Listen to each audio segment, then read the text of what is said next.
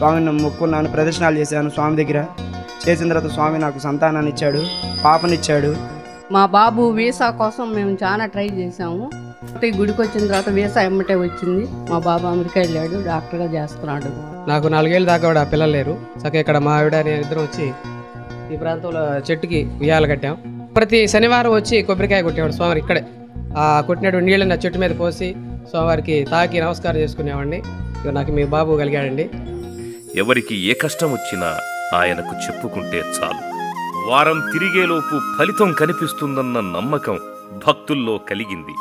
మా పాపకి వినపడదండి. నేను 5-6 సంవత్సరాల నుంచి శనివారాలు చేస్తున్నాను.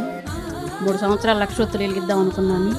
తర్వాత మా పాపకి మంచి భర్త దొరికాడు, మంచి పాపనిచ్చాడు. ఇద్దరు సరళగా ఉంటున్నారు. విజయవాడకు చెందిన ఒక భక్తుడు ఆ వటవృక్షం చుట్టూ ప్రాకారాన్ని నిర్మించాలని పూనుకున్నాడు. అయితే ఏడాది తరువాత ఆయన కాలం చేయడంతో మధ్యలోనే ఆ కార్యం ఆగిపోయింది. దాంతో గుంటూరు జిల్లా సత్తెనపల్లి గ్రామానికి చెందిన త్రిపురమల్లు బుల్లికోటయ్య గారు ఆ మహత్కార్యానికి పూనుకున్నారు. తమ ఊరి బాగు కోసం తన ఆస్తి మొత్తాన్ని ఖర్చు పెట్టిన మహనీయుడు. ఊళ్ళో బావులు తవ్వించాడు, గుళ్ళు గోపురాలు నిర్మించాడు, స్కూళ్లు కట్టించాడు. అలాంటి మహాత్మునికి ఆ ఇలవేల్పు స్వప్న సాక్షాత్కారమిచ్చాడు. అంతే, మరుసటి రోజే బుల్లికోటయ్య గారు తమ ఊరికి 35 కిలోమీటర్ల దూరంలో ఉన్న మల్లాది గ్రామానికి పయనమయ్యారు. వెంటనే ఆలయ నిర్మాణ కమిటీ వేశారు. శరవేగంగా పనులు మొదలయ్యాయి. ఆలయాన్ని పూర్తి చేశారు.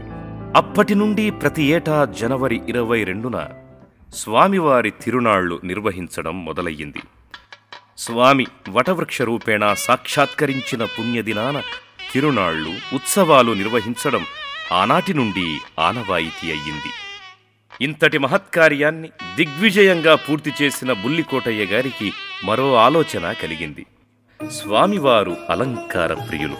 అందుకే ఆయనను విగ్రహ రూపంలో, నిజ రూపంలో ప్రతిష్ఠిస్తే బాగుంటుందని సంకల్పించారు.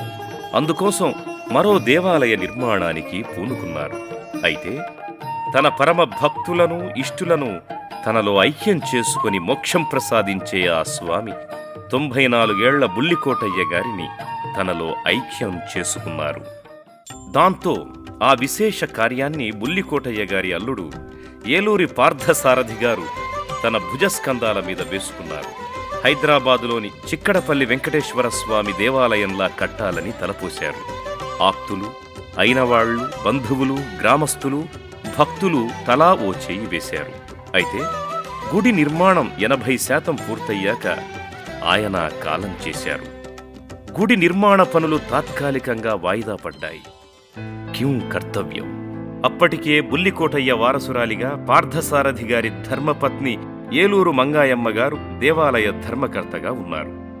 ఆ మహాసాధ్వి తన కుమారుడు ఏలూరి శ్రీనివాస్ గారి ద్వారా ఈ దైవకార్యం నెరవేర్చాలని సంకల్పించారు. ఆ గుడి నిర్మాణం పూర్తి చేసేంత ఆర్థిక వనరులు ఆయన దగ్గర లేవు. ఏం చెయ్యాలా అని ఆలోచిస్తున్న సమయంలో ఎవ్వరూ అడగకుండానే అమెరికాలో ఉన్న శ్రీనివాస అక్కా బావగారులు డాక్టర్ చిట్టిప్రోలు జగన్మోహన్ రావు గారు, చిట్టిప్రోలు విజయలక్ష్మి గారు గుడి నిర్మాణానికి తమ వంతుగా భూరి విరాళం ప్రకటించి ఇప్పటికీ ఎంతగానో సహాయ సహకారాలందిస్తున్నారు. తన అక్కాబావలిచ్చిన సహకారంతో ఉత్సాహంగా గుడి పని మొదలుపెట్టారు. అద్భుతమైన శిల్పకళా నైపుణ్యం, ఆధునిక సౌకర్యాల మేళవింపుతో చక్కని దేవాలయ నిర్మాణం సారథిగారి కుమారులచే పూర్తయింది. తిరుమలలో స్వామివారిని అర్చించే ప్రధాన పూజారి శ్రీనివాస భట్టాచార్య గారి చేతుల మీదుగా విగ్రహ ప్రతిష్టాపన జరిగింది. ఇక ఆ రోజు నుండి స్వయంభూ వటవృక్షాంతర్గత శ్రీ వెంకటేశ్వర స్వామివారు ఆర్తజన రక్షకుడిగా, దీనజన బాంధవుడిగా వెలుగొందుతున్నారు. ముఖ్యంగా స్వామివారికి ప్రతి శనివారం ఇక్కడ పొంగలి తయారు చేసి వటవృక్షం చుట్టూ ప్రదక్షిణలు చేసి నైవేద్యం సమర్పిస్తారు.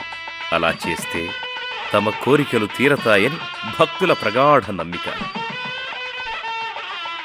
ఆయన చూపిన లీలలు ఎన్నని, ఆయన మహిమలు అనుభూతి చెందని వారు ఎంతమందని. ఇక్కడ స్వామివారికి నిత్య కైంకర్యాలు, విశేష పూజలు జరుగుతాయి. ఆయన దివ్యమంగళ రూపానికి రోజుకో అలంకరణ చేస్తారు. ప్రతి శనివారం శ్రీదేవి భూదేవి సమేత స్వామివారి కళ్యాణోత్సవం జరుగుతుంది. కళ్యాణంలో పాల్గొనే భక్తులందరికీ అన్నదానం ఉంటుంది.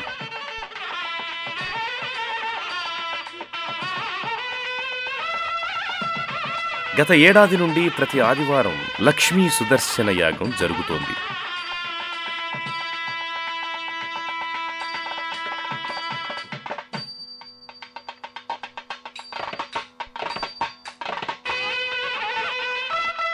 జనవరి 22 పెద్ద తిరునాళ్లు, ఆ తరువాత బ్రహ్మోత్సవాలు వైభవోపేతంగా జరుగుతాయి.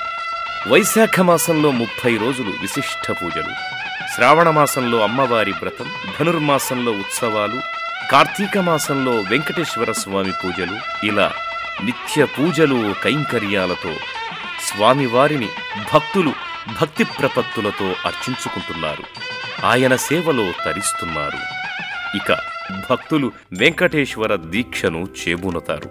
45 రోజులు కఠోర దీక్షతో మల్లాదివాసుని మాల ధరిస్తారు, భజనలు చేస్తారు, కీర్తనలు ఆలపిస్తారు. చాలా అరుదుగా కనిపించే ఈ తులసీవనాన్ని దేవాలయం సమీపంలో 1/2 ఎకరం స్థలంలో పెంచుతున్నారు.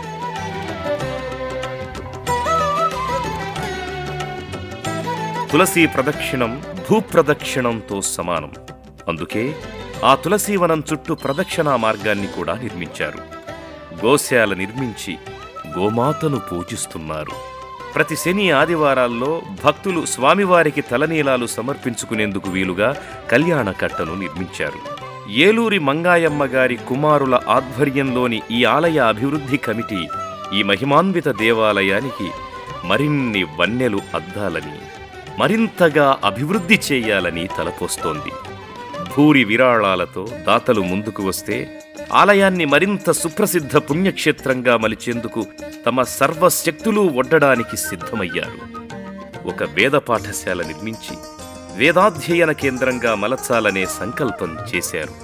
నిత్యాగ్నిహోత్రాలు, యాగాలు జరిపించాలని, భక్తుల కోసం కళ్యాణ మండపం కట్టించాలని, గుడి చుట్టూ ప్రాకారం కట్టాలని, గాలిగోపురం నిర్మించాలని లక్ష్యంగా పెట్టుకున్నారు.